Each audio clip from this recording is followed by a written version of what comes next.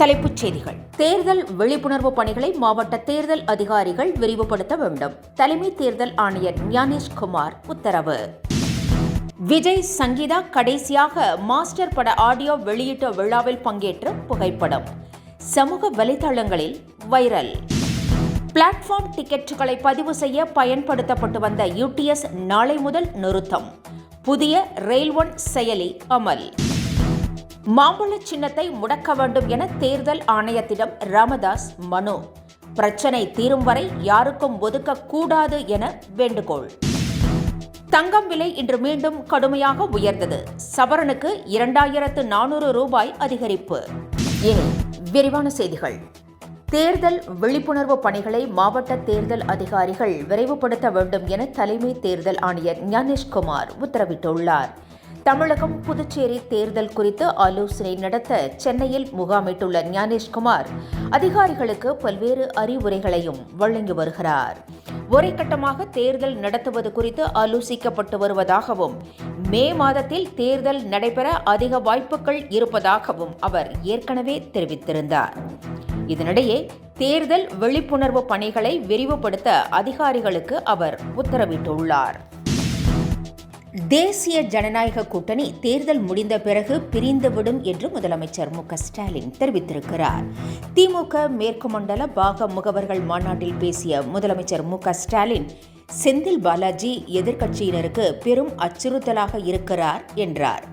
ஒவ்வொரு பாக முகவரும் 350 வாக்குகளை திரட்ட பணியாற்ற வேண்டும் என்றும், கடந்த முறை தோல்வியுற்ற அனைத்து தொகுதிகளிலும் இம்முறை நிச்சயம் வெற்றி பெற வேண்டும் என்றும் முதலமைச்சர் கேட்டுக்கொண்டிருக்கிறார்.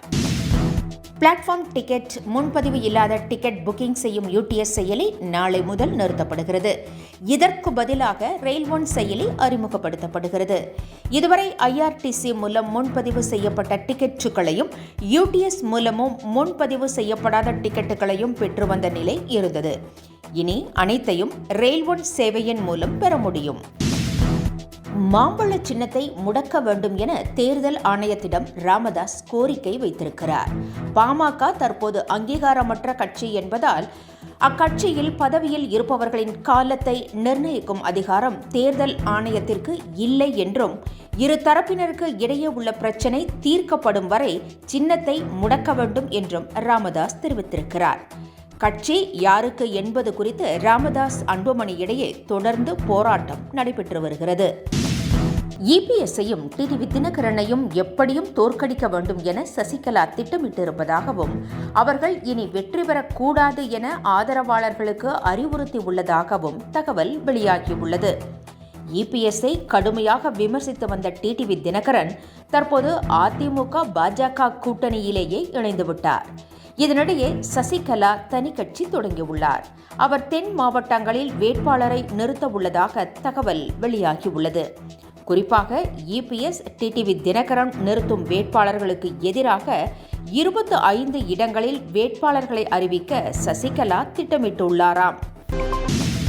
தாவேகாவுடன் கூட்டணி என்ற கேள்வி தேவையற்றது என காங்கிரஸ் மேலிட பொறுப்பாளர் கிரீஷ் சோடங்கர் தெரிவித்திருக்கிறார். திமுக காங்கிரஸ் கூட்டணி பேச்சுவார்த்தை அதிகாரப்பூர்வமாக இன்று நடைபெறுகிறது. இந்த நிலையில் செய்தியாளர்களிடம் பேசிய சோடங்கரிடம் பல்வேறு கேள்விகளை செய்தியாளர்கள் எழுப்பினர். அப்பொழுது தாவேகாவுடன் கூட்டணி அமைக்க வாய்ப்பு உள்ளதா என கேட்கப்பட்டது. தேவையற்ற கேள்விகளை கேட்க வேண்டாம் என சோடங்கர் பதிலளித்தார். இந்த பதில் தாவேகாவினரை ஏமாற்றத்தில் ஆழ்த்தியிருக்கிறது.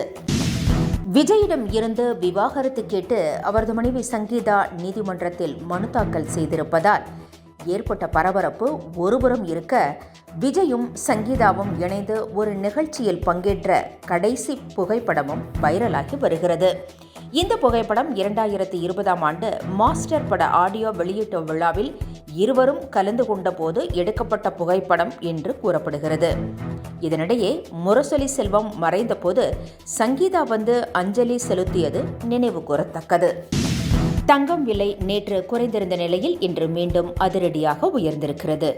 1 கிராம் தங்கம் 300 ரூபாய் உயர்ந்து 15,200 ரூபாய்க்கு விற்கப்படுகிறது. சவரனுக்கு 2,400 ரூபாய் அதிகரித்து 1,21,600 ரூபாய்க்கு விற்பனை செய்யப்படுகிறது. விலை குறைவால் சற்று ஆறுதல் அடைந்திருந்த தங்க நகை பிரியர்கள் மீண்டும் ஏமாற்றம் அடைந்துள்ளனர்.